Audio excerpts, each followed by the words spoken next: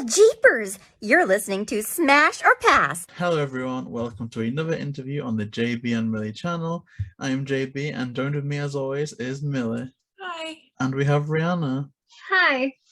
And our special guest today is Mr. James T. Walker, who's worked on the animation departments, directing, producing. You've basically done everything at this point, so thank you so much for coming on the show today. My pleasure. I'm thrilled that you are so happy about that show and want to talk about it. Because you were talking about me, so what's not to love? Yeah, that's very true. And I suppose getting into, I guess, how you started in the business and everything, we can see that there's credits for you dating back to all the way back until the 1970s. But what started your love for animation in general?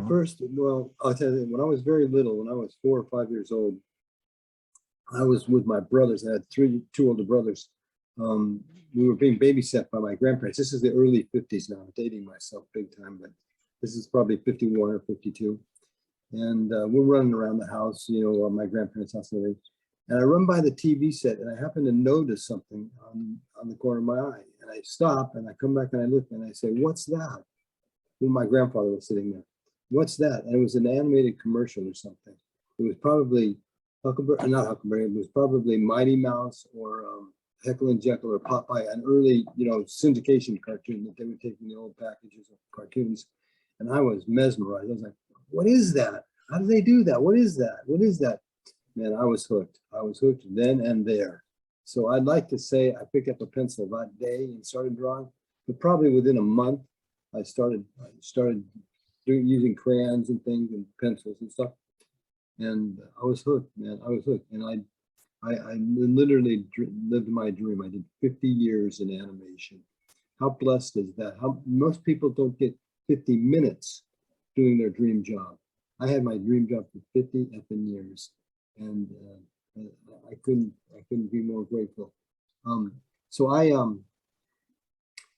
started drawing and everything.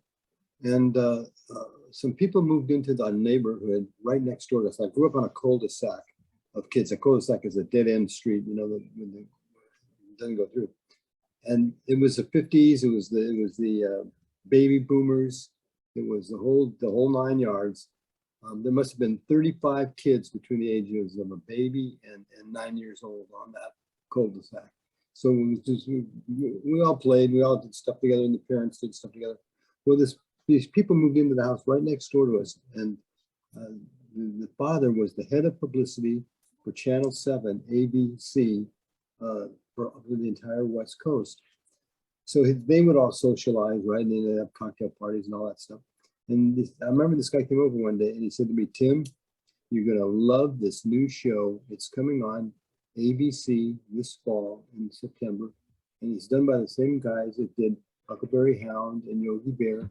And it's going to be called The Flintstones." Well, I knew about The Flintstones a year before it was made. But what was even more important, he told me where Hanna-Barbera Studios was located. So, and I got a map out and I realized, well, this is just, if I ride my bike to school, I rode my bike to school in those days. It was a whole different time then. I rode my bike to school and I figured out that if I rode down Lancashire towards Universal Studios and then turned left on Cahuenga West and went up about 3 blocks, Hanna-Barbera was right there. So I mapped out this big trip. I'm going to go up there on Saturday, right?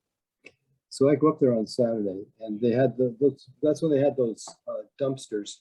It had lids that opened like this, 2 sides like that. I open up that dumpster, and there's a treasure trove of cells in there, stuffed with cells. I had for 10 years. My friend and I, Robert. Have you talked to Robert Alvarez yet? Do you know Robert Alvarez? I think we've reached out a few days ago, but hopefully we'll hear back soon. I know him. He's my best friend. I'll tell him. I'll get you in with him. So I met my friend Robert Alvarez. Comes to school at St. Charles Grade School. We went to grade school from New York in the 7th grade. He comes in. He gets put in our class, and I have some cells in my desk. Right, I'd taken some cells to school. I put them in my desk. So he saw those and he goes, "Wow, what are those? Where'd you get that stuff?" Well, Robert and I became best of friends and we dumpster dove for 10 years easily. We had cells from Huckhound, Yogi Bear, Quick Draw, Baba Louie, all that stuff. the Jetsons, Top Cat, Johnny Quest, all that stuff. And they were the hand inked cells, beautiful. And we had the backgrounds, they threw out the backgrounds and all that stuff. In fact, I have a couple of them hanging up in here. I have a Flintstone from the end credits where Fred's smoking the Winston cigarette. We were sponsored by Winston cigarettes. Anyway, I found out where Hanna-Barbera was, and so that really got me hooked, man. Getting those cells, we got them all for free. We didn't have to buy them. There was no market to sell that stuff in those days, and they were not in the market of saving it, because if they paid for saving all that stuff, they'd go broke, you know, saving all that stuff. So once it was on film, they didn't need it. So I carried home on my back thousands of pounds of cells and backgrounds. I like the drawings. We didn't get many pencil drawings, but once in a while we would. I like the drawings because the animators did the drawings and stuff. Anyway, so I go with Robert to the dumpster diver and get all that stuff. And one day, one Saturday, I'm up there in the dumpster, taking the cells out of the dumpster. And I hear this, "Get out of that trash can, you knothead." And I poked my head up, and it was Mr. Barbera. Now, I didn't know it was Mr. Barbera at the time. I was an 11-year-old kid, 10-year-old kid. I didn't know who it was. And so that was my first encounter with Mr. Barbera. And about 10, 15 years ago, well, maybe about 15, 20 years ago, they had a birthday party for Mr. B at Warner Brothers, because Hanna-Barbera became part of Ted Turner's and Cartoon Network. And then it was bought by Warner Brothers. Turner and Warner Brothers merged. So Hanna-Barbera is inside that Warner Brothers corporation, somewhere under that umbrella. Very small company nowadays. Anyway, what was I getting at? I was getting at when I met Mr. Barbera. Okay, so then they cut to Mr. Barbera's like 90th birthday, and they decided to videotape all the people who were still there at Warner Brothers, who had worked at the old original Hanna-Barbera studio, and I was one of them. So I get on to her and I said, "Hey, Mr. B, happy birthday. It's really great to be here and celebrate your birthday with you. I'll bet you don't remember the day we first met." And he kind of shook his head. He was up on a DS kind of thing. And so I told the story. I've told the story many times to all my friends, and they've all heard it many times. And I go, "I was in the trash can, and you get out of that trash can, you got it." And I've gone on to do 50 years of work with you guys and other guys and all these people.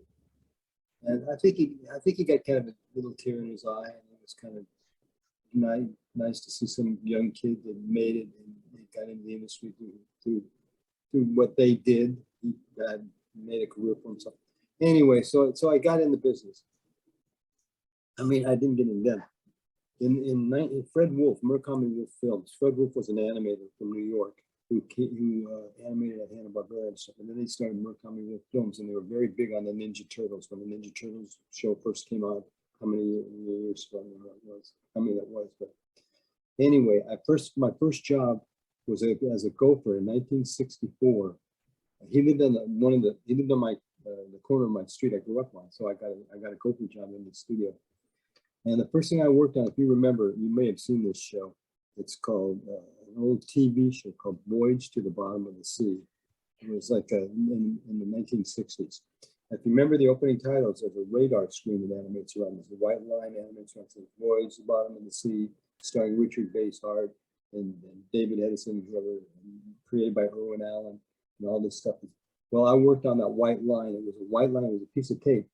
And there was a little white dot in the middle of the field on a cell, and you had to make sure that every one of those white lines went into that middle dot, so you wouldn't get a flicker of light, because you'd be able to flicker of light and have to retake it. I had to make sure I did it I laid all these things down there based on the animator's notes and stuff. But it was my first real job in the industry. I got paid for it. It was a professional job. So I figured that's when I started. 1964 was when I started. When I really started big time was in 69, because I went to Chenard Art School in between time. But I also worked while I was at Chenard. But I figured that's when I started, 64. I retired in 2014. So that's 50 years in animation. So I loved every minute of it. Every minute. The first thing that I worked on professionally when I got out of school, well, I was still in school when I got started. It was a film called Shinbone Alley, John Wilson Fine Arts Films. Came out in 71 or 72, I think. I started there in 69. And I went to Chenard Art School, which was where all the great Disney animators went.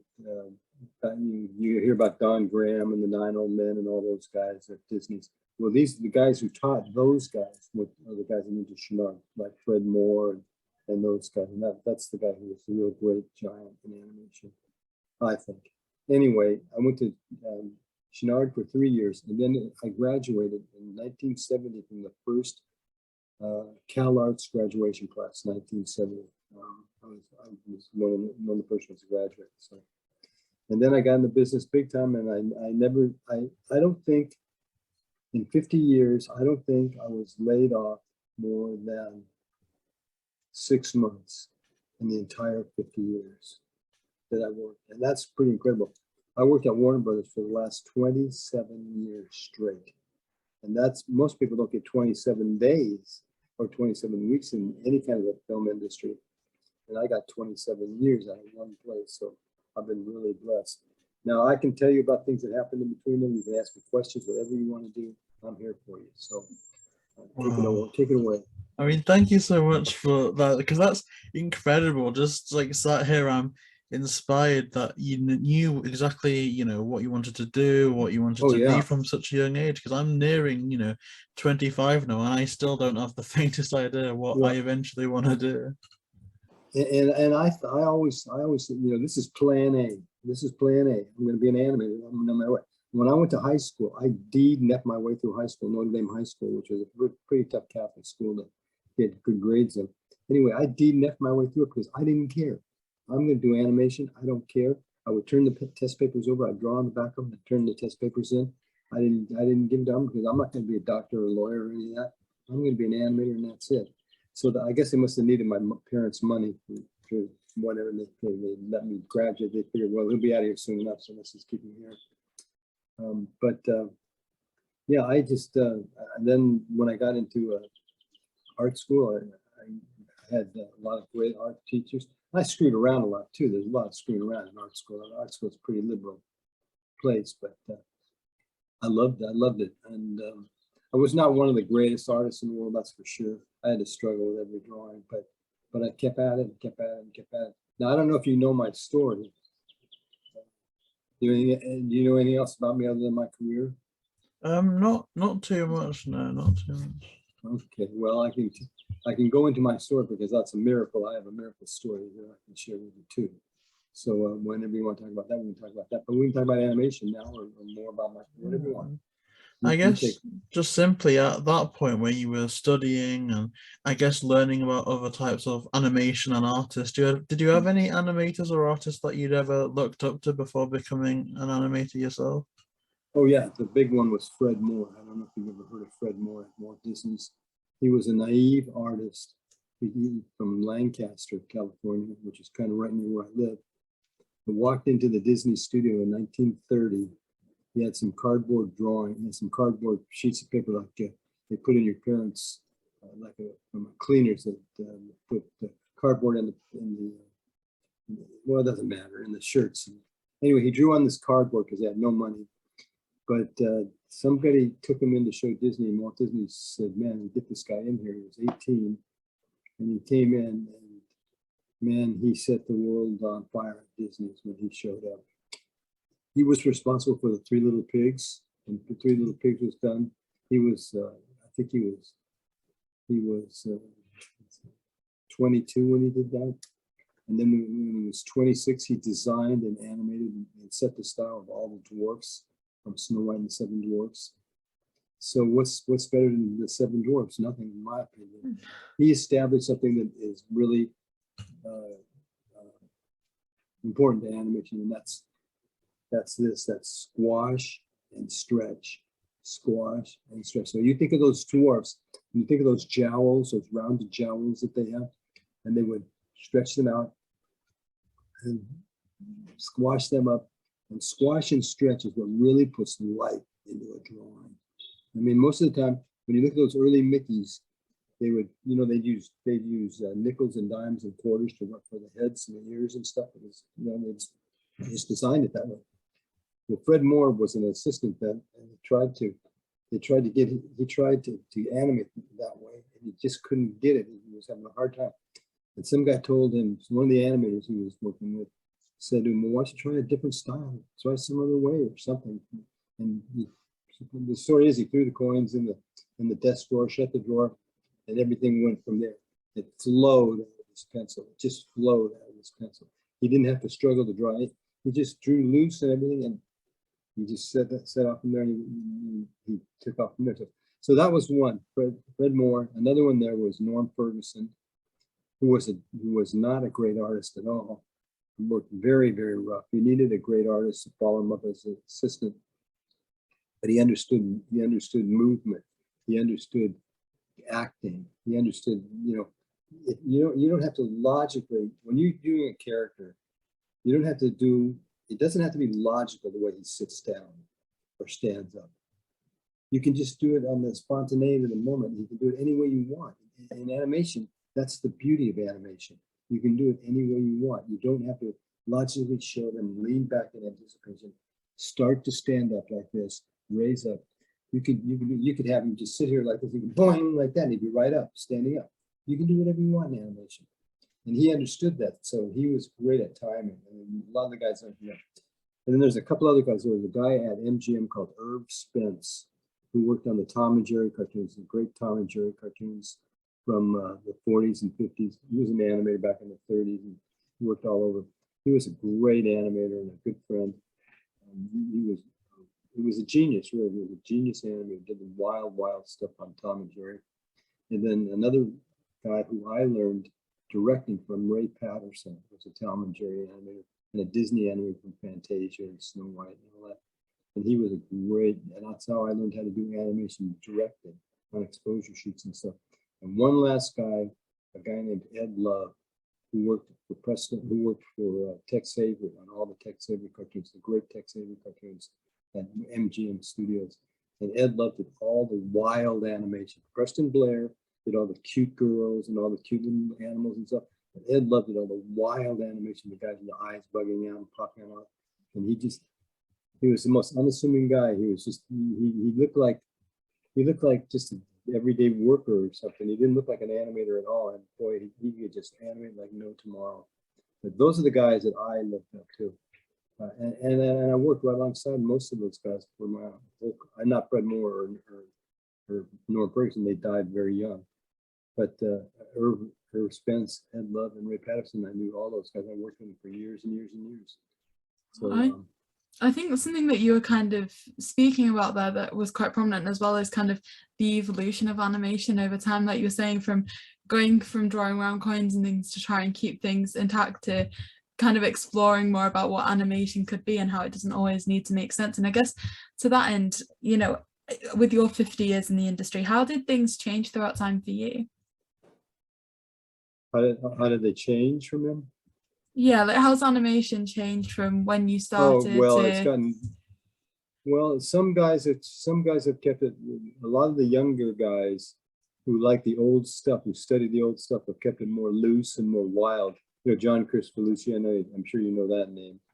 And I knew him when he first came to Hollywood. He was just a clean-cut kid, and then all of a sudden he just exploded. And he became this great cartoonist. There's several kids like that, I'm sure, but a lot of them also, they get more, they're so analytical. And so their animation tends to look stiff and wooden because they're afraid to loosen up. And I think that's the beauty of animation, is you're only limited to your own mind. You know what I mean? You can do whatever you want to do. In live action, you can't do that unless you're going to do some wild effects or something and spend a fortune on doing that stuff. But animation, you're just limited to your own mind. I mean, whatever you can come up with, you can do. So that's why I always liked it. I never ever wanted to get into live action or anything. I never did, but just give me animation, give me all you got. I worked on a couple of features early in my life. And then I went to TV and I said, man, I like television because television is fast and furious. You work on a show, and then you're off it, and then you go on to something else. Feature films, you could work on one scene for 8 months, and then take it to a director, and the director can't tell you what he wants. He goes, well, that's not what I want. And you look at the moviola and the pencil test, and he says, that's not what I wanted. Well, what you want? Well, that's not it. Okay, take 2. What'd you want? I don't know. That's not it. Okay, take 3. What'd you want? You know, they can't tell you what they want, in other words. And when you're stuck with a guy like that, then you're in big trouble, because who knows what's going to go? You don't know what's going to go. And who's going to take the fall for when it comes back looking like crap? So, but that's just stuff that happens. But I did 50 years. I mean, I was working at Disney's in the late 80s, early 90s. And I got a phone call from a friend of mine from Warner Brothers. I was under contract to Disney's. I had a 1.5 years left on my contract. And I got a call from my friend at Warner Brothers, and they were just starting Batman, the Animated Adventure, a really great Batman that was done in the early 90s. They designed it, they stole designs from the Max Fleischer Superman and all those great, they used Art Deco, all this great stuff. And so that phone call, I took that phone call, and I went out to Warner Brothers, and I saw her.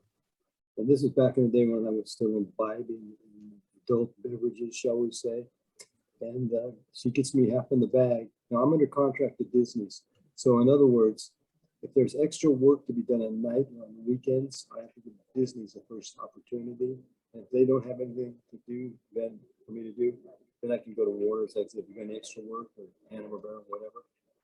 Well, I go out to Warner Brothers. She gets me half in the bag. We have lunch.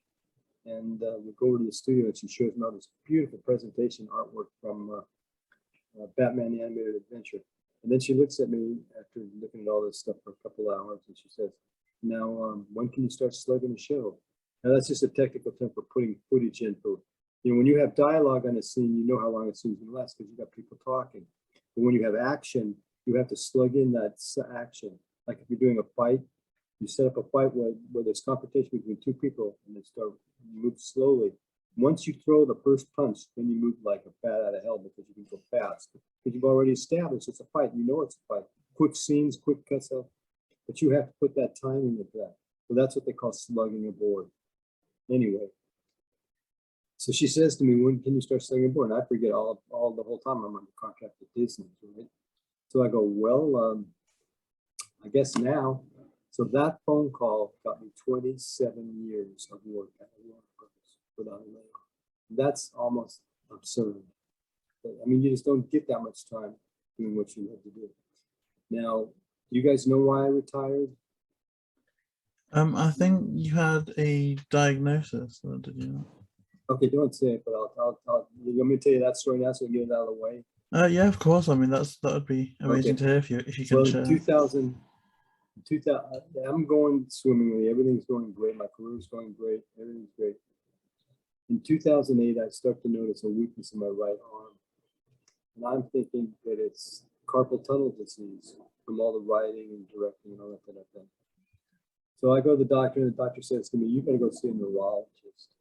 So I go to the neurologist, he puts me through these tests, and he throws the left hook that drops me right to the ground. Lateral Parkinson's disease on the right side, and it destroys my ability to draw on the right. It destroys me on the spot. I was dead. I will tell you, I'm in a 12-step program that keeps me clean and sober 23 years now next month. And I was livid. I mean, I had the biggest resentment against everybody, everything, and my higher power is right at the top. How could you do this to me? I don't rob people. I don't kill people. I'll take anything but this. How could you do this? I came within seconds of picking up a bottle or a gun and sticking it in my mouth. I said, "That's it. I'm done. It's over." My best thinking was to take my car to Mexico, fill it full of Absolute, my poison of choice, and drink my brains out because I'm done. It's over. I better accept it because there is no cure for this disease.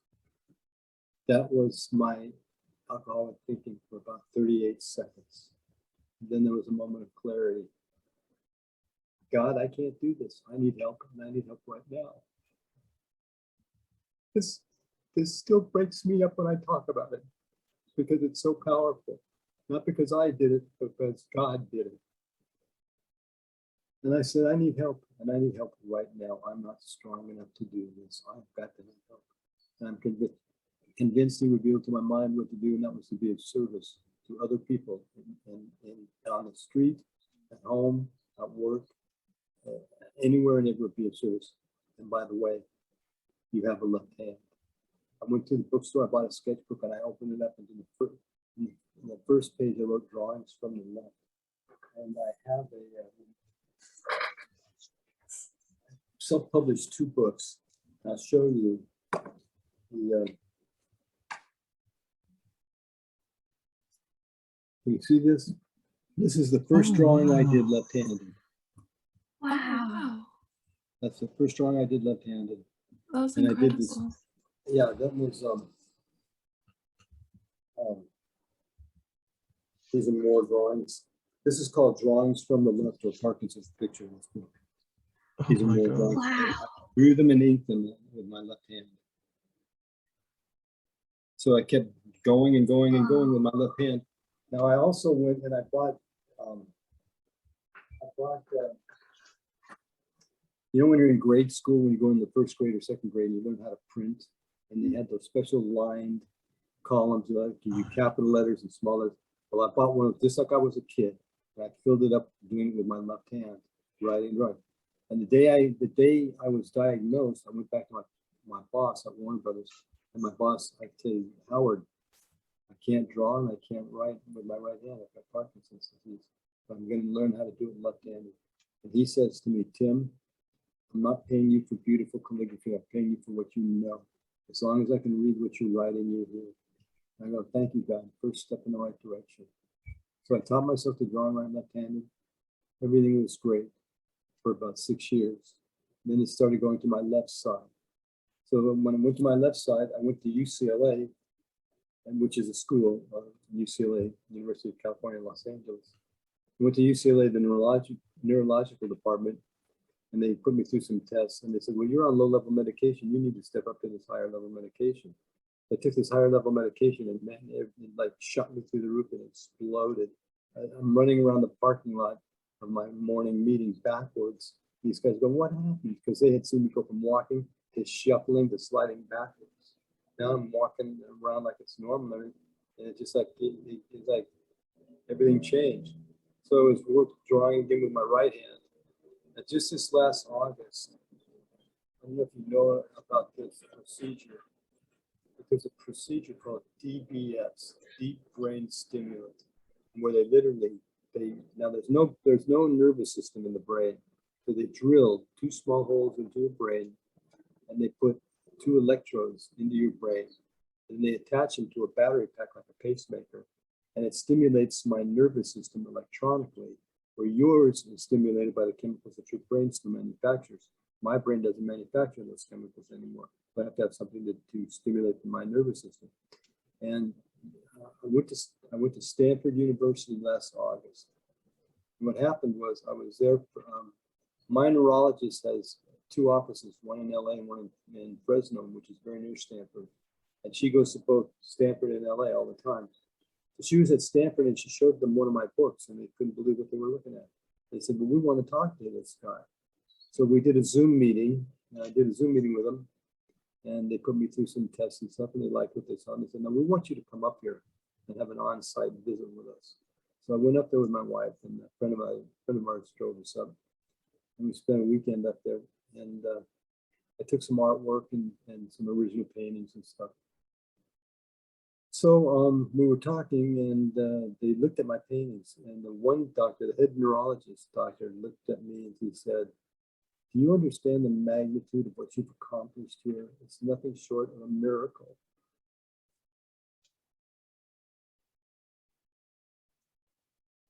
I don't know how it happened, but God did it. It's not me that did it. God did it. I didn't do it. He goes, you are beating this disease by the quality of this artwork and it's so intricate. that you're beating it by just standing up to it and doing these drawings. We don't know how you're doing this, but you're incredible. And they loved my attitude. They said, man, your attitude is through the roof. So they scheduled the operations, 2 operations, a Friday and the following Friday, a 6-hour brain surgery, and then a 45-minute like outpatient thing. And what's funny was I had met a guy from New York who had come to one of my meetings, and somebody had told him about me. And he comes to the meeting and says, I'm here to see Tim. I go, well, I don't know this guy. Who is this guy? He says, he's got Parkinson's disease. And he says, I had the operation 3 months ago and you've got to get it. It's life changing. You'll do great. And it was. He was like a guardian angel sent to me.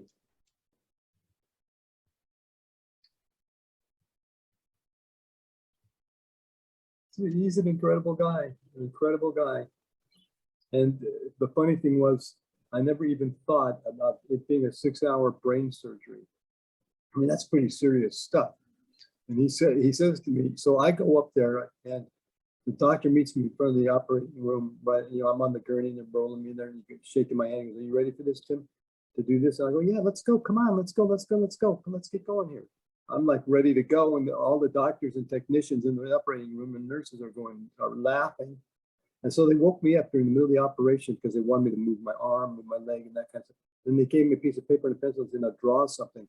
And I drew Dino the dinosaur. And I go, oh my God, it's Dino the dinosaur. Where the hell did that come from? And so all the doctors all laughed, and they thought I was the greatest thing since sliced wheat bread. They hadn't seen anybody like me with my attitude and all that.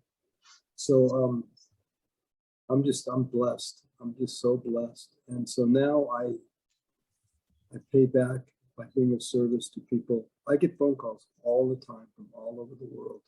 People have heard about me, my alcoholism, or my drug addiction, or Parkinson's disease, whatever. And they need that. I'm all about, I live in hope. I live in acceptance and gratitude. Acceptance and gratitude. I accept that I have these 2 horrible diseases, alcoholism and Parkinson's disease. I'm grateful for anything I can do, anything I can do. This is one, let me show you.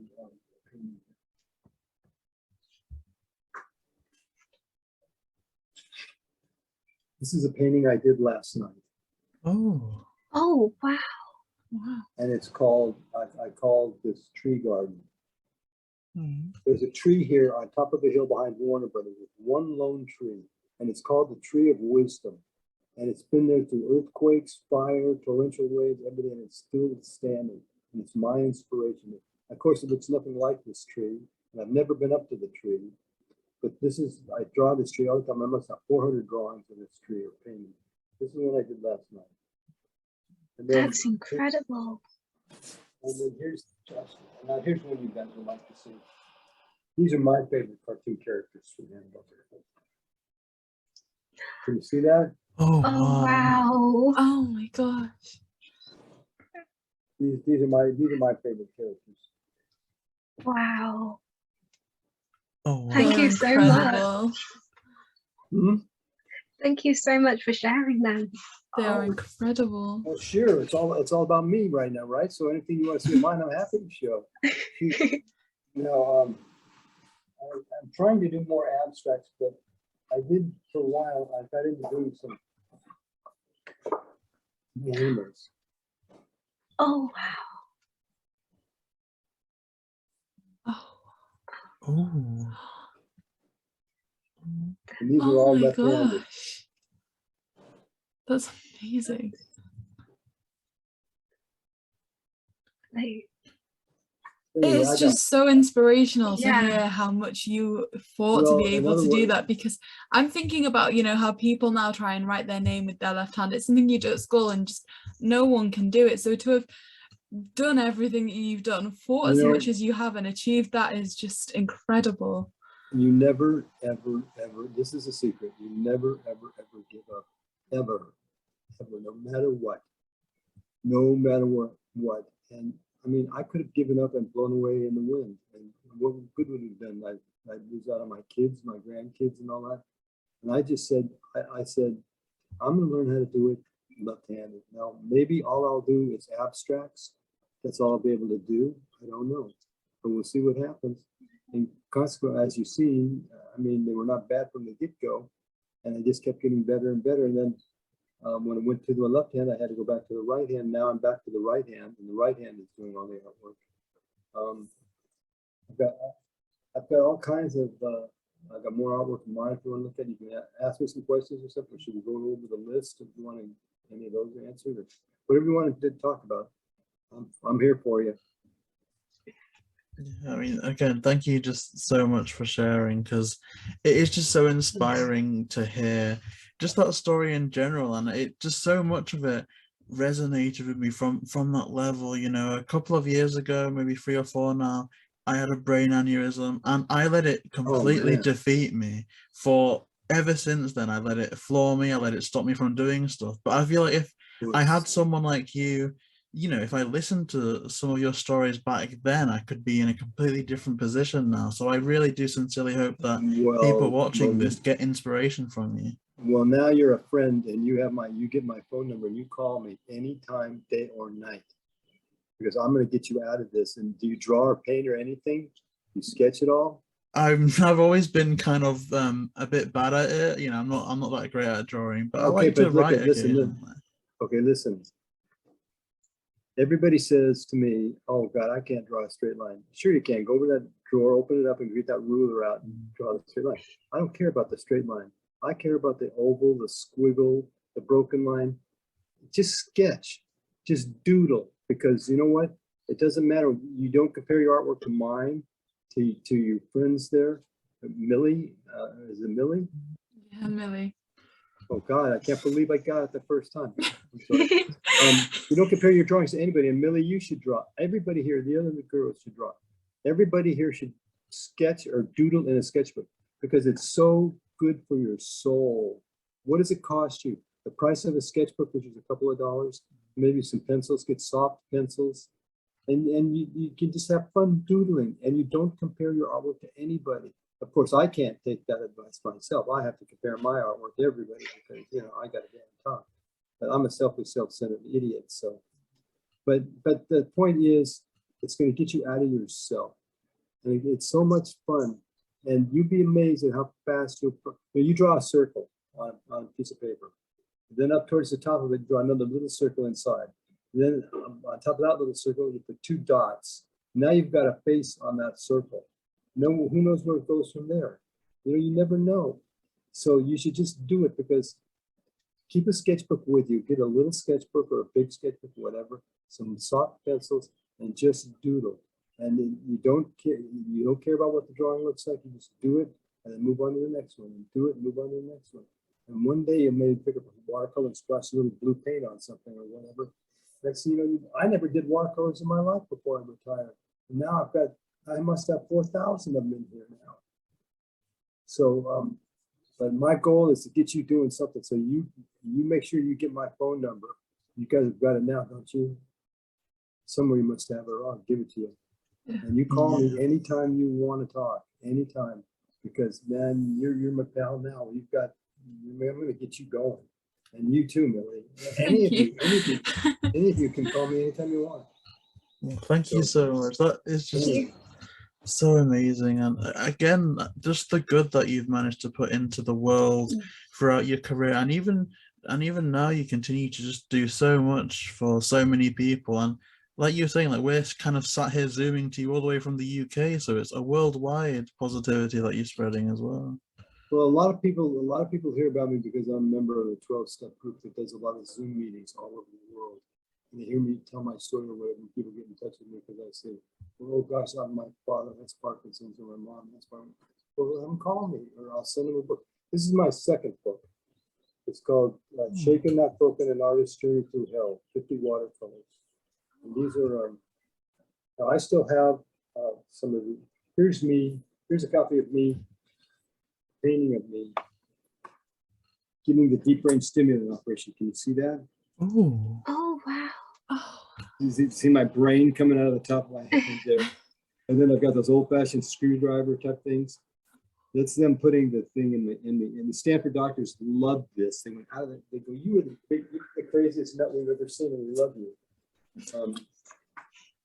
Now here's the tree. Here's a picture of the tree.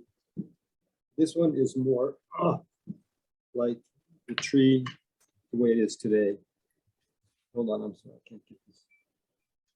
Oh, lovely. That is That's stunning. the tree up on top of the hill. It really looks like that, but I draw it mostly abstractly. Mhm. And then let's see if I can find something here. Well, here's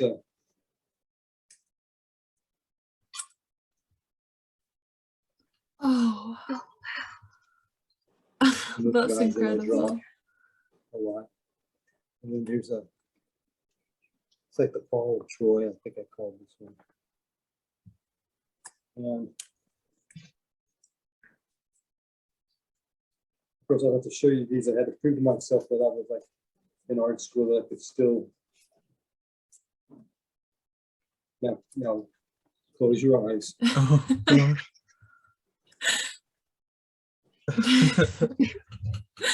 Oh.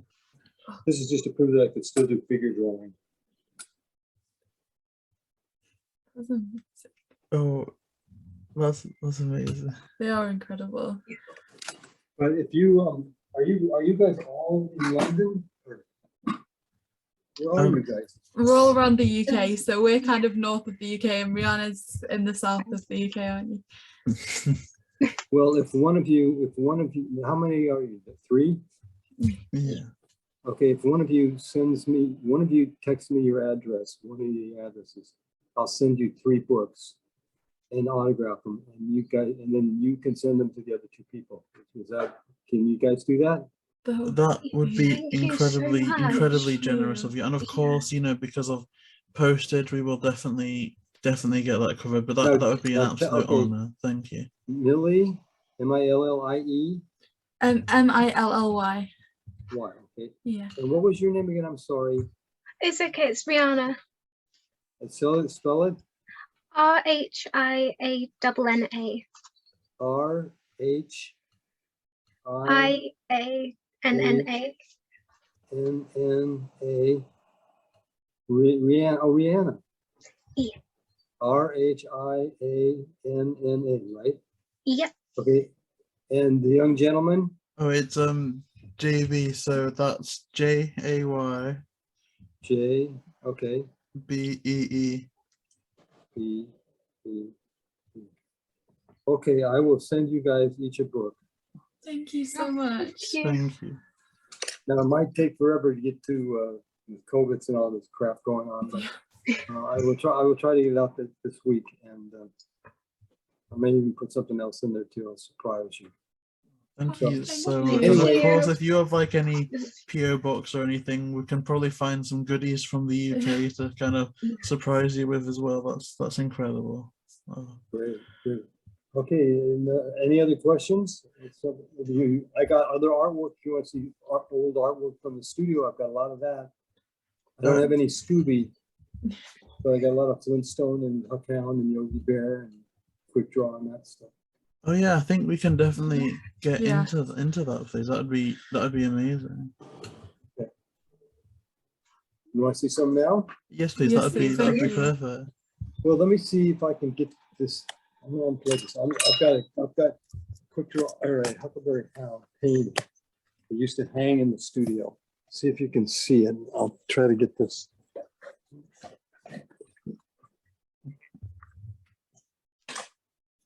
Oh. Please, wait a minute.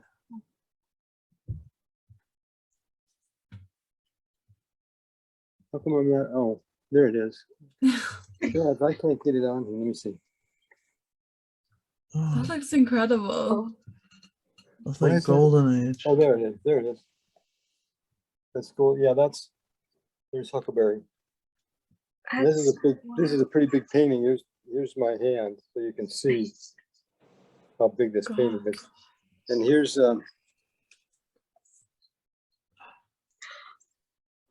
can you see? Let me if I can take the thread down, I think.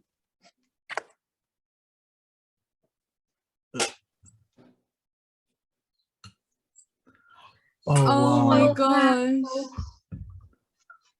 Oh my Here's- gosh.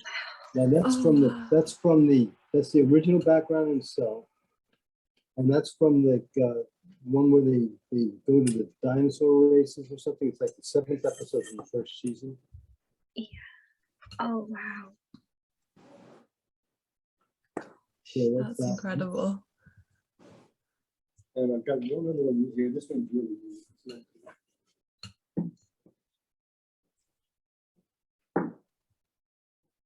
This one, credits of the first year of Flintstones when they were sponsored by Winston cigarettes. Ooh. Oh, Good, hey. Oh wow. Can you see them? Oh, that's That's gorgeous. amazing. And because of the nature God. of the cartoon character with the cigarette alone, it almost serves as a timepiece to the era as It well. does.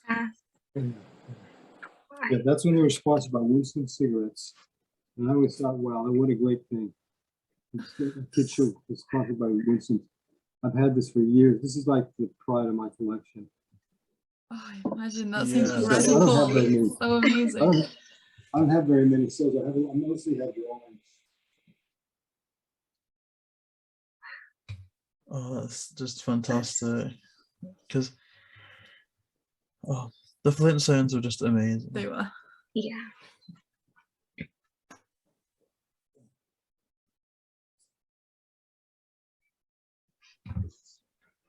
Now, let's see. I like this. It's a model sheet of the first Fred Flintstone. Whoa. Oh my gosh. Holy. See? Drawn by Ed Benedict. Oh, It's the original pencil drawing. oh my god. And this is the Oh, original storyboard to the Flintstone Flyer. Whoa. oh The one of the you know when Barney created the helicopter and they had to fly back and forth from the bowling alley because the wives they were supposed to go to the opera. This is the whole Yes. storyboard. oh, Not only is it awesome to see the drawings, but also how it all gets noted down to how the story will progress. And Oh that's- yeah. Oh wow. Let me see if I can find. Oh, here's the. Let's see. See, that wouldn't be out of place in a museum, you know, like that's gorgeous. Oh yeah. Hold on here. Somewhere it's got the Fred Bowles. Find it. Here's where Fred Bowles. I'm sure you can remember this. Bowling. oh my gosh, Ooh. that's so iconic. I love Oh my god. that. Oh, that reminds me of an Bowling. old Flintstones alarm clock I used to have where they used like, yeah, I think he was Yeah. bowling in that alarm clock that I had. Wow. So that was, And oh. then here's the ending of it.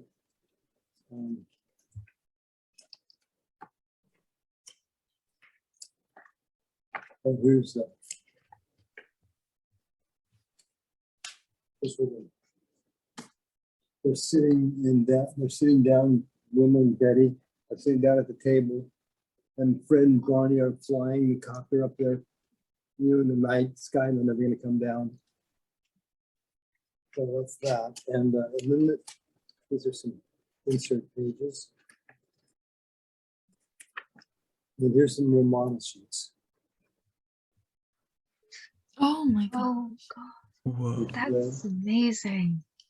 There's Fred with all the notes on how to draw them and everything. Oh god. And I think I have a couple of layouts. Oh, here's some layouts. Fred and Barney in the car. Oh my Yes. gosh. yeah. Oh, wow. Wow. And then here's Fred, Barney golfing. Now it's funny, I got this drawing many years later. I had cells from this when I was a kid, from this episode where Barney's trying to hit the ball and Fred's asleep. I had cells from it. I think. Wow. Would you say that you had any like particular like favorite memory, like one that really stands out from your time working within animation? Jazz, it was awesome. Here's where Fred gets arrested at the end of the swimming pool. Oh my And they put him in the paddy wagon. Oh gosh, it is so nice seeing that these are still here and that you've kept them safe, because like you were saying, at Warner Brothers Studios, sometimes things can just go in the bin. We've spoken to people working on the sets of Scooby Doo movies, and things have just, you know, been destroyed after time, and it's so nice to see they've been preserved. They weren't in the marketplace to save this stuff, because if they saved all this stuff, it'd be a huge bill. They'd go broke paying storage fees. This is not. When Huckleberry Hound and Yogi Bear first came on, there were bridges in between the cartoons where they would cut to Huckleberry, and Huckleberry would knock on the door and say, well, let's see what Yogi's up to. And Yogi would open the door. Hey, Huck, are you here to see my next cartoon? He goes, yeah, it's on TV now. Okay, let's watch it. So they'd go over and they'd turn it to me. Then they'd go, so those were called bridges. And these are the storyboards to the bridges that I have. There's a whole bunch of Huck Hound and Yogi Bear and quick draw and stuff like that.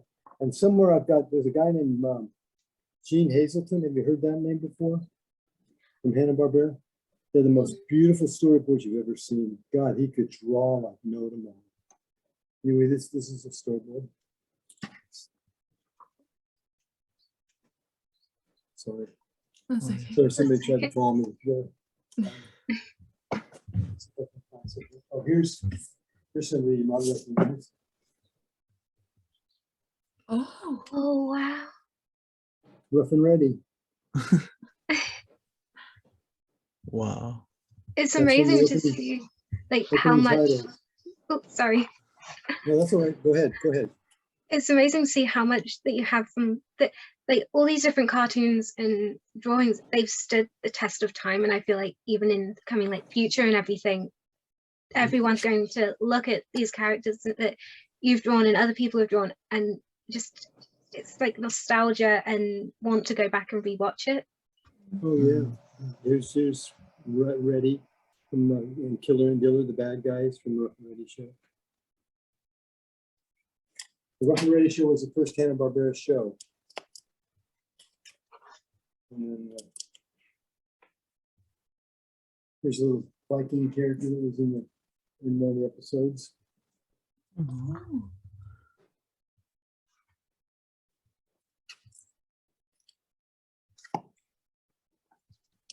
This is a Huckleberry Hound storyboard. But these are rough drawings drawn by Joe Barbera, Joe Barbera's thumbnails. Then he would give this to a storyboard artist, and the storyboard artist would do a much more detailed drawing. But these are Joe's originals. Oh, wow. From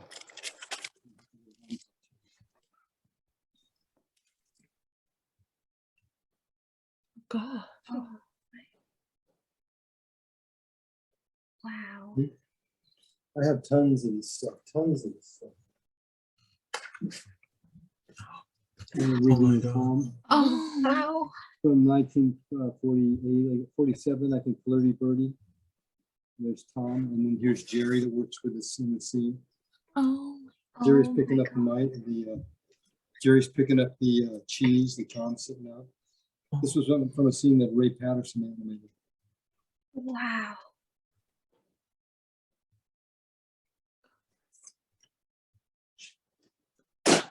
So I can show you some more of my stuff if you want to see anything more. Yes, please. Thank you. And now looking at Christmas time. Oh my God.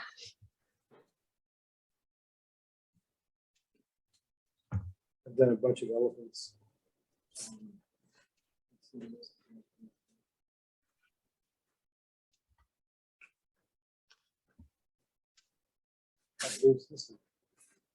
I did this one for my grandson. Oh wow. Oh my God. Oh. Oh wow, that is incredible. Yeah. You see, you never give up ever. You never give up. If I had given up, I never would have known. It took me getting this horrible disease of Parkinson's disease. It took me getting that to get all this wonderful artwork out of me. I had all this artwork built up. I never painted anything like this ever in my whole career. I always did pencil drawings because that's what I was doing, animating or directing. And now I've started doing these watercolors, and everybody loves this. They think they have a wonderful color design, and I'm a fabulous color designist. And I'm colorblind half the time on greens and grays and stuff. So I somehow I get this color down, and it works, and people love it. And I'm gonna try to get some of these on beach towels or something. I think Oh, these that would really look great very on beach towels. nice. Yeah. Yeah.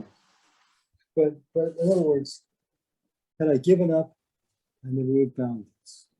And it can be the same way for you guys. You never ever give up, ever. You find something and you just keep doing, you keep chipping away at it, and you'll get better, you'll get better. But don't judge yourself. Just do whatever you do that day is what you've done. And just enjoy what it was. Because it's so fulfilling for your soul. And that's what matters. That's the only thing that matters. I think we all definitely agree with you there. And it sounds like you have so many amazing memories from like overcoming, Parkinson's to drawing and working on all different kinds of shows. And do you have a favorite memory or possibly a funny memory from working on any of the shows that you have? I had so many crazy memories. I mean, cartoonists are a bunch of crazy guys. A lot of crazy drinking went on, in the studio and crap. And a lot of things I'm not proud of. But we had fun, and I couldn't wait to get to work because I thought if I didn't go to work, I was going to miss something. When I was at Hanna-Barbera, I sat next to a guy named Voyage Jones, who was a great old Disney animator. And all morning long, all these old time animators would stop by Voyage's desk. And Voyage would say, "You got your lunch? You got your brown bag lunch?" The guy would go, "Yeah, I got my sandwich, Voyage. I got sandwich and chips. Okay, I'll see you at the car." So they'd all make arrangements to meet down at 3 cars. They get in the 3 cars and they go barreling out of the parking lot. And they come to a stop in front of this market across the street. And 2 guys would go in and they pick up a quart of vodka. And they'd pick up 2 of them, and whoever got to the line first, the other guy would sit the bottle down, and they'd come running out with 1 quart of vodka. They'd go over to one of the guys' houses and they'd sit by the pool, and they'd have 3 martinis and a tuna fish sandwich or something and chips. And then they'd be back in the studio animating at 1:30. And I watched that parade go on day in and day out, year after year after year, all the time. And I thought, man, this is the coolest. I'm gonna be doing this when I get with it. I mean, there was those memories. There was memories of being able to meeting Bob Clampett, who's a great Warner director, Tex Avery, the great director, Hanna-Barbera, the great animators, Irv Spence, Ray Patterson, Ed Love, all these guys, to be able to work with those guys. I mean, I was working with my heroes, and my heroes were really Hanna-Barbera, because I remember when I was like 10, 11, 12 years old, I would come home from school and the Huckleberry Hound show would be on like at 4 in the afternoon or 5 in the afternoon when I first saw it. And that's what I grew up watching. I love the old Disney stuff, the features, Fantasia, Snow White, Pinocchio. They're great. They're always great. They'll never be beat. They'll never be topped. I love the old Tom and Jerry's and the Bugs Bunnies and all that stuff. But what's most nostalgic to me is the Hanna-Barbera, the Rough and Ready, Top Cat, Flintstone, Huck Yogi, Kuja, all that stuff. That's what's most nostalgic to me, and that's the stuff I love the most. That's why I tend to keep the stuff I love the most. And then because I got it free too, so most of it was being trashed anyway. So, any other questions? I guess in terms of like behind the scenes stuff, like you say, I'm not sure if you would know like any answers to this, but from your time working on, I guess especially the 13 Ghosts of Scooby Doo, do you know where the idea came from to change Shaggy's shirt to red? No, is that when they got rid of his ascot? I think Fred was the one with the ascot. Shaggy Oh, is... Shaggy, right? I'm sorry. Yeah, no. Fred was, yeah. Oh yeah. I got Rhianna's upset got the when, picture. when they took Fred's ascot away. That's when I revolted. Said I can't take any more of this. I'm not But you know, I don't even remember when that happened with Shaggy. And you know, you got to remember, to me, it was just a show. It was a job. You know, it was a job. It was drawing cartoons, which I love to do. I'm getting paid for it, so I'm happy for that.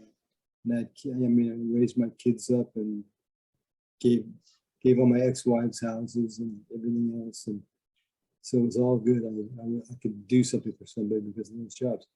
I worked for all those years. I got a massive pension hours paid into the pension, so I'm grateful for that. But it was just a job. Now, the shows that I can tell you, the shows I liked that I liked working on. I loved working. I'm not big on Batman and Superman. I've worked on all those early Warner Batman, Superman box sets and DVDs, and I must have worked on almost every one of them for the first 20 years. I love Batman Beyond, or Batman the Animated Adventure, the very first Batman. I love that one. I love Samurai Jack. I won an Emmy on Samurai Jack. As a matter of fact, Robert and I won Emmys on Samurai Jack. And I didn't go that time, and I could kick myself because I had a picture with my best friend holding an Emmy and share his celebration of it. But Samurai Jack, I loved. Flintstone, I loved working on Flintstones.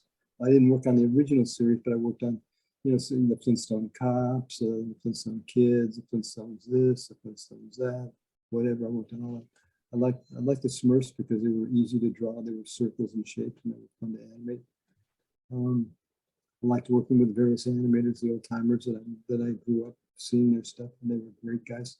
And the giants, they were giants in talent, and they were nice guys. They would, if you were having trouble with something, they would show you how to do it and how to draw it. And then they were really nice guys, most of them. I liked working on DuckTales. I worked on the first version of DuckTales. I worked on Tailspin, Chippendales Rescue Rangers, that feature that's just out right now. I worked on the first shows of that. My kid, who's 38 or something, says, "Yeah, Dad, I saw the Chippendale Rescue Rangers thing, and I remember Chippendale and then DuckTales was so big in my life when I was little." Well, that's because I was working on it on weekends at home, and they'd watch me work on, you know, on my drawing table. So they'd sit on my lap, and I'd watch Abbott and Costello movies, W.C. Fields, Marx Brothers, the old Universal, all the old great movies. Now my kids who are adults, they love the old black and white movies because they saw them when they were with me. They'd sit on my lap while I would be working. God, I would give my life to be able to turn the clock. I could do that one more day, just one more day. So you know what, you've got to be grateful. You have to be grateful for everything you've got, everything, because it can be taken in a second from you. So that's why I'm all about acceptance and gratitude, and being of service, helping somebody. Like you guys, I'm gonna get you guys to learn how to drop a tick. If it's the last thing I do on this planet, I'm gonna get you guys all to become artists. Whereas it gets you to be able to draw your favorite character from Scooby, and it's not that hard. You rough it out, and then you put the detail in. And you rough it out. And the more you've done that, you'll be drawing Scooby before you know it. And if you have to trace Scooby, don't worry about it. I traced him too a lot of times. See, so those projects you were talking about there, that you were saying, you know, some of which have had, you know, more recent adaptations. You worked on some of the earlier Scooby movies as well, and you were a lot of people's introduction to animation and things growing up. And what would you say to the people that have been really inspired by your work? Say to them. So, like I said, you were kind of, you know, at the forefront of the work that people were watching growing up, you know, their first introductions to TV in some regards. So what would you say to those that have been, you know, inspired by your work? Thank you. Thank you for watching the shows, for making them popular, and for giving me work. Sorry, that was a phone call. Thank you for giving me work, making the shows popular. To feed my kids, put a roof over my head. I'm eternally grateful. Because if it wasn't for them, you know, if nobody watches the show, nobody buys the stuff doesn't get made. So I'm grateful that you guys are so positive about this stuff. You're so you love this stuff. It's like, you know, Jane Barbera, the daughter of Joe Barbera, said to me one time, you know, Tim, there's guys that love this business and there's guys that learn to love this business, but this business is in your blood. It's in your blood. I thought that was a great compliment to get from her. She was a tough boss. She was a good boss, but she was a tough boss. But she, you know, at Hanna-Barbera, you know, as an animator, you'd have to do 100 feet of animation a week. If you did 100 feet, anything you did over 100 feet, they'd give you bonus money for it. So I always did 120, 130, 115. I always did over, and I'd always be working. And the guys who did under, you know, do that for a few weeks, and next thing you know, you're not working, and they can't understand why. Well, give them over. You can't. I used to screw around days, and then I would crash through the work in like 2 days and get a bunch done. But see, I really loved what I did. I was the best. I've had many people tell me this. I was the best TV animation director in this town, the best and the fastest. And I don't say that out of ego. I say that out of I loved what I did. I loved what I did. If I got a storyboard and a guy did a lot of good drawings on a lot of poses, and I'm directing it on the you guys know what exposure sheets are, right? You know what exposure sheets are in animation? They're the sheets where all the camera direction is put on, and it goes with the animation. The animator puts all his numbers on the exposure sheet. It's a guide for the cameraman how to shoot the scene. Well, I had to direct all those scenes of animation. When I directed, if a guy did a whole bunch of drawings, well, to me, it's like I'm animating, but I don't have to do the drawings. I'm telling the director or the animator overseas how fast or how slow to go into those drawings, where to hold those drawings. So it's almost like animating, but I just don't have to do the drawing. So I could do that really fast. And I loved what I did. I mean, I really loved what I did. And I was blessed to get 50 years. I mean, that's insane. I know very few guys who've gotten 50 years in animation other than a few of my friends. So that's just incredible. And I guess you're talking about the kind of directorial side of things. And one thing that I noticed in that, I guess in terms of like the older projects that you're involved in, such as, you know, I guess the Zombie Island movie and everything, you were credited as the animation director, and then as like kind of time went on, it was animation timing director, at least according to IMDb. Was that a different, like, did that entail different types of work, or was that just, I guess, a technical naming? well, maybe I was probably an animation director overseeing the timing directors. I would hand out to all the different guys. Most of the time I would pick up a show and I would hand out 200 or 300 feet to each half hour is like 2,000 feet of film. So I would have to break up that 2,000 feet of film and hand out to the various animation directors, various sequences to get it done. So I guess you would say I was like a timing supervisor that oversaw the timing directors. The timing directors would put in every frame of film.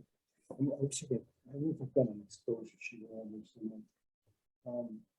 The exposure sheet is just like a ledger sheet. Every frame, like think of a piece of notebook paper. Every line on that piece of paper would be one frame of film. So 24 frames a second, 16 frames a foot, and you time all the action. You have to. Now, how fast is it? Is it a big elephant? Slow, lumbering, walking elephant takes 24 frames to move a foot, or is it Speedy Gonzalez or the Roadrunner that zip, zip, zip, zip, zip all over the place? He zips over here in 4 frames and settles in 8 frames. Or he zips over here, he's moving fast, really fast. You have to analyze what kind of characters these are and how are they moving? How are they moving? What's the motivation for them to move? Well, the motivation is this rock is going to fall on top of them if they don't move. Well, that's going to get them to move fast. So there's all kinds of technical things like that that are involved, but it's you got to analyze stuff. You got to be observant of people, but you also have to remember it's animation, and like on Flintstone and stuff like that, you can do almost anything you want to get them to move. But if you want to do it analytically, maybe it's a live action character and he's very stiff and rigid. Then you move analytically. It's like any kind of job. If you start at the bottom as an in-betweener, which was to fill in, you fill in the in-between drawings, the assistant would clean up the animator's drawings. Then you'd fill in the in-between drawings as an in-betweener. You'd work into being an assistant. Then if you were lucky enough, you became an animator if you were fairly good at it. Then you became a director if you wanted to do it.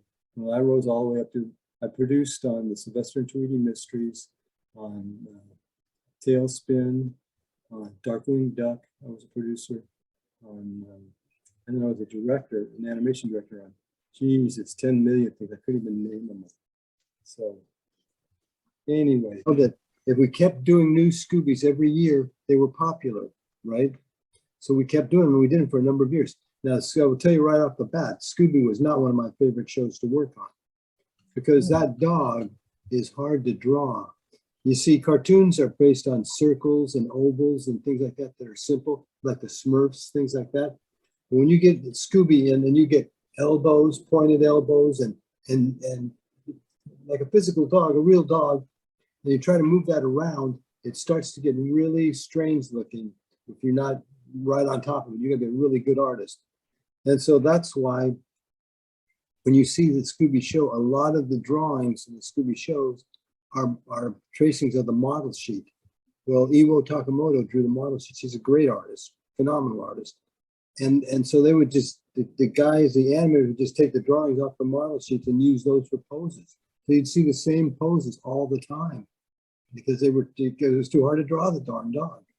There were a lot of guys could draw, but I couldn't. So that's just me. So No, I mean, definitely. anyway, that's a little insight to a little secret that we don't tell people. Thank you. I mean, Now the whole world knows. I mean, I guess one of note that I particularly loved in terms of ones that you've directed was Tom and Jerry and the Magic Ring, that movie. Oh, really? What was that? Yeah, it was one of my more nostalgic ones. Just all the kind of wackiness that they could do. You know, they just flick the ring, and I guess Tom could turn into a bird, or like so many things that happened in that movie were just amazing. What was, I guess, working on that like?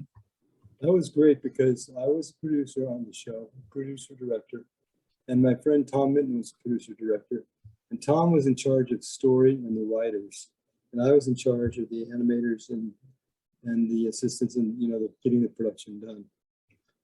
I love that show. Do you know a guy named Jerry Eisenberg? I believe I've heard the name, but I've not. Jerry Eisenberg was the son of Harvey Eisenberg, who was a great comic book artist. He drew the great Tom and Jerry comic books that were printed in the 30s and in the 40s and 50s and 60s. And he was a layout man at Hanna-Barbera. Jerry got into MGM in the late 50s. He was 18 years old, worked for a couple of years there. And then when they closed down and moved over to Warner Brothers, Jerry's been in the business a long, long time. Jerry was the first director to give me full animation to do on a show called Winds of Change, Metamorphosis. It was about Perseus and all Greek mythology. Never went. It was done in the mid 70s. It never went anywhere because unless in those days, if you didn't have Walt Disney on one of your titles, animated features just didn't do anything. But I loved it because it was full animation, and it was like I looked at it like this is a Disney animator or director giving me work and telling me what he wants, and now I'm going from there. So I learned a lot of good stuff. He was the first one to give me full animation to do, Jerry Eisenberg. Jerry was a storyboard artist on one of the sequences, the sequence that had Tom and Jerry and Droopy in it. So I had some drawings here somewhere. I won't be able to find them now. So Jerry and we went over the whole sequence with Droopy. He storyboarded it, and we made changes. We talked about it, and came up with ideas. And it was great because it was just like the old days. It was just like being in a story conference with a bunch of old guys. It was just Jerry and I. We kicked around ideas. Jerry drew them up really great. He did some models of the characters, and it was a blast. It was a blast. And I remember going over the board. I had to go over the board with 3 of the people from Warner Brothers came over from the production department, from management to sell it. And I went over half of it, and I didn't even know I was going to do that, but I did it. And then Tom went over half of it, with the second half with the people, and it actually did fairly well. I bet if you've ever been to LA, any of you guys? No. Well, at Warner Brothers, there's this on one of the streets. There's the side of big sound stages on the street, and there's big publicity posters put up there. And they did one for Tom and Jerry and the Magic Ring. I've got pictures of it in my storage unit. I don't have them here. But there's pictures of me standing underneath the poster. And there's a block of names that everybody that worked on, right? The credits. And right down at the bottom, with nobody next to me, it just says, at the very bottom it says, produced by James Tim Walker.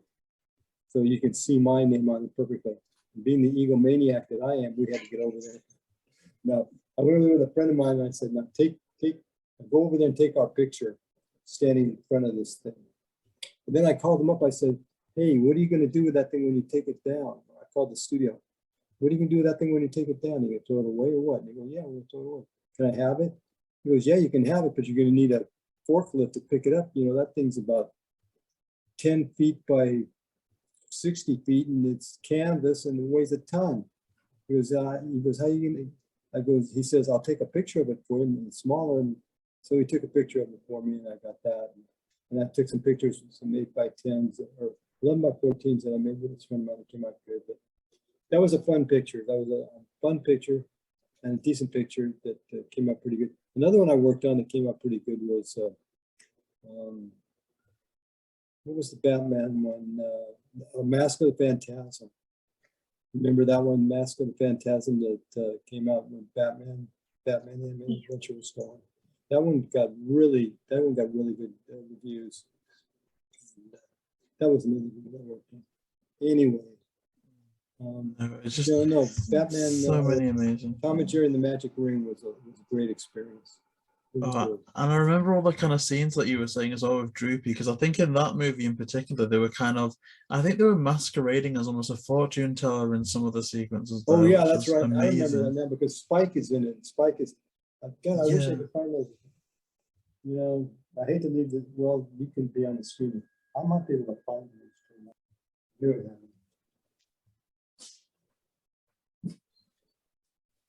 Here's, these were drawn by Jerry Eisenberg.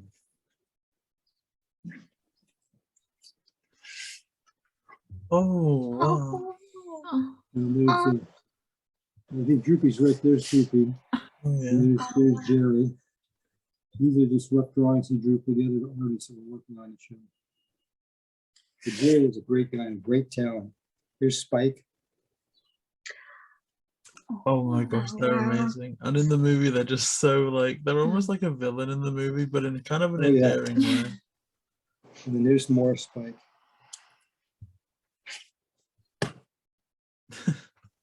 Oh my god. Oh, He was a great guy to work with. And it's a lot of fun to it's a lot of fun to work with guys and you know, you can see how they made the film. The films are so great in the old days because it wasn't one guy working on it. It was a collaborative effort. You know, and a lot of guys, you get a lot of guys putting input in, and they'd say, "Well, what if look at this? What do you think?" And you'd show it to somebody, and they go, "Wow, that's great." But what if you did this? And they go, "Wow, that's even better." You're topping. You know, they keep topping and topping. That's what Tex Avery kept doing with his cartoons. Kept topping the gag, topping the gag, topping the gag. Kept getting better and better and better.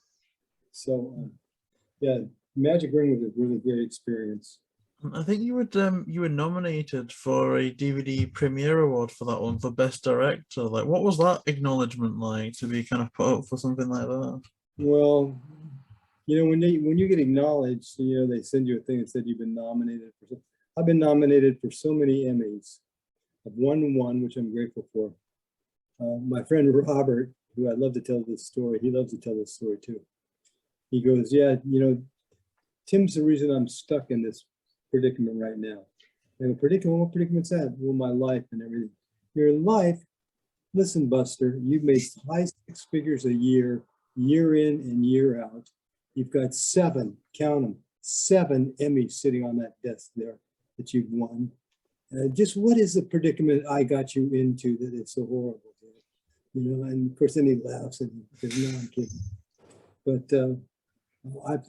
Tom Mitton, who I mentioned before, who was my partner on producing the Sylvester Tweedy Mysteries and Tom and Jerry Magic Ring and stuff. Tom would handle the writers and the story and some of the boards. and then I'd hire the rest of the production and make sure that everything got done right.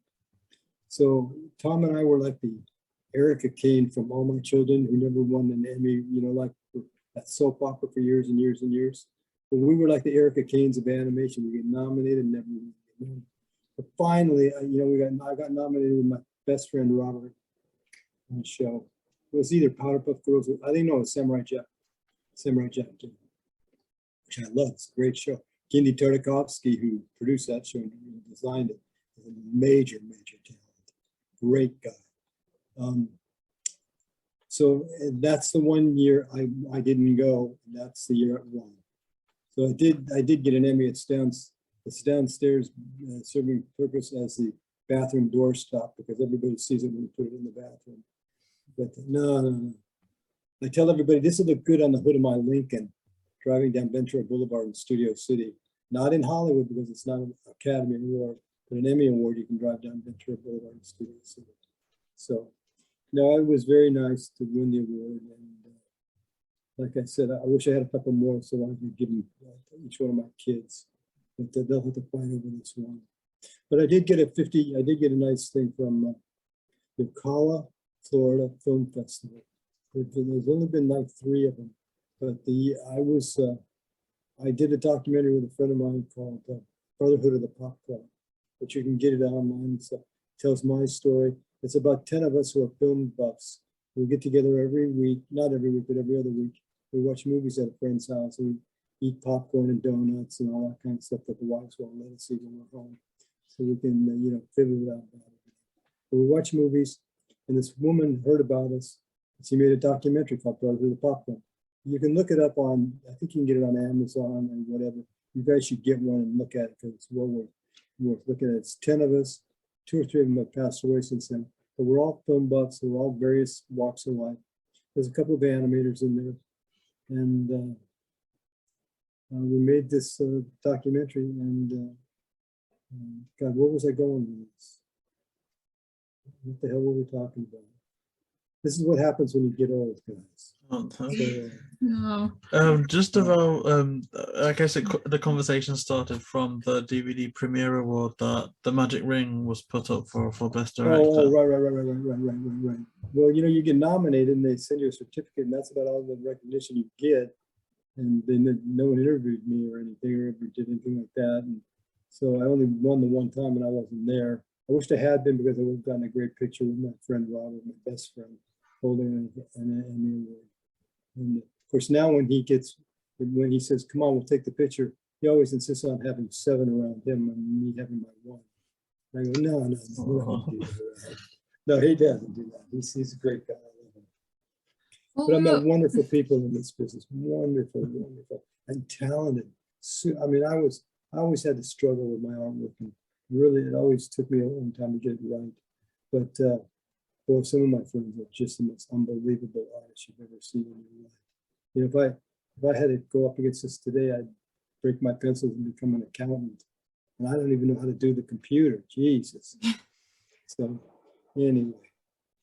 Well, it was so nice to hear about the times when, your work did get that acknowledgement, because as, we've said throughout this, it is so, nostalgic. It was such a part of, everyone's childhood. And one thing that I did want to kind of ask you about quickly is, things like the Magic Ring movie was so successful that they had, expanded materials from them. They got like a Game Boy game, things like that as well. Were you ever involved in any of the kind of further animation with things like that?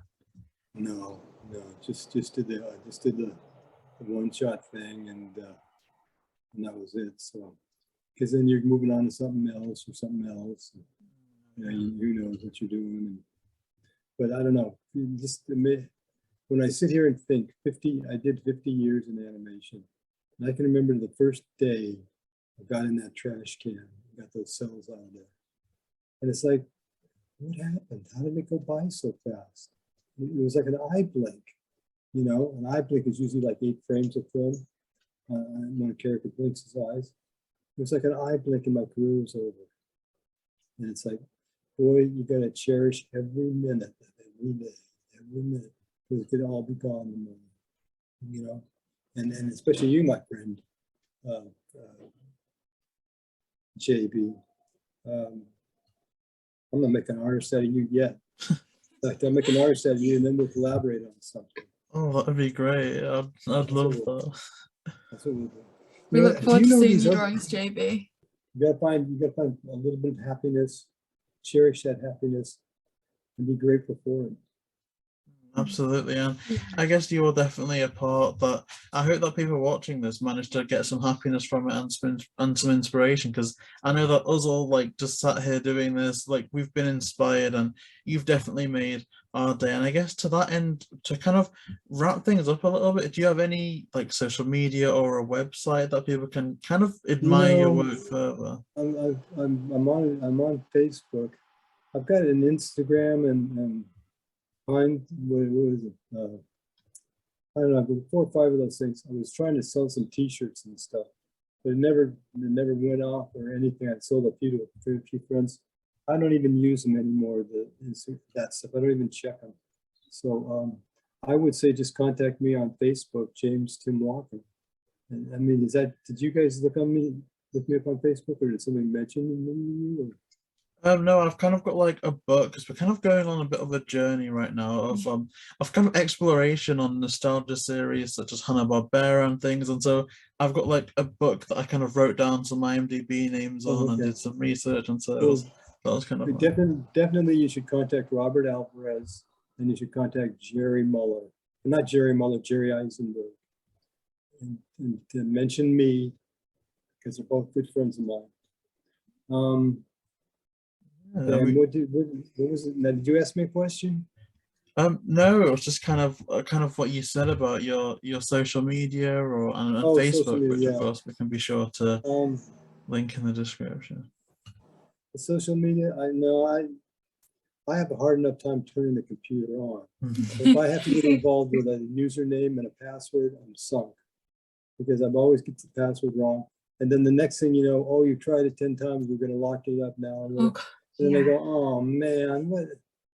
But I've got a laptop that somebody told me I couldn't get the laptop keyboard to go up onto the screen. You know how when you clear a thing and then come up on the screen, I couldn't get it up there, so I couldn't type in the thing. That was a mess, but I'm slowly getting it fixed anyway.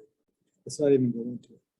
Well, I enjoyed this. I hope you guys enjoyed it. Yeah, we did. had Thank you so such much. a great time, and I guess to people watching this. Oh, so sorry. No, go ahead. Go ahead. Oh no, I was just gonna like kind of wrap things up on the screen here. Sure. Yeah, I guess Sure.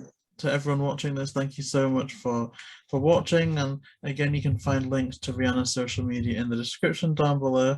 So yeah, please like, comment, and subscribe, and we hope that you'll join us again another time. Thank you.